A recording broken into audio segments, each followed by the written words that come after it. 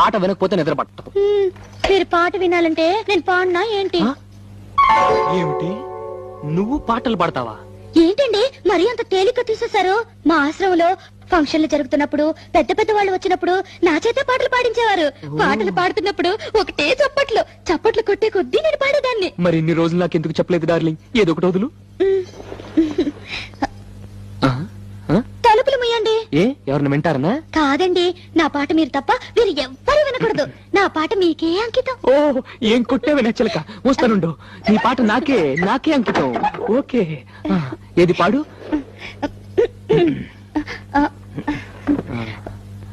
అబ్బా మీరు నా మొహం అంక చూడకండి, నాకు సిగ్గేస్తుంది. నీ మొహం చూడకుండా ఇంకేం చూడమంటావే? మీరు వెనక్కి తిరగండి. నా దగ్గర ఎందుకు సిగ్గు? మీరు వెనక్కి తిరుగుతాను నా పాడతాను. ఓకే ఓకే ఓకే నా వీపు చూసి పాడు పాడు. దేవుడా దేవుడా అమ్మా నాన్న లేని వాళ్ళం, కూడు నీళ్లు లేని వాళ్ళం, దేవుడా దేవుడా దేవుడా. ఆపు ఆపు, నీ అమ్మ కడుపులో బాంబు పెట్ట. దేవుడా దేవుడా అంటే ఎవరో పోయారనుకుంటారే.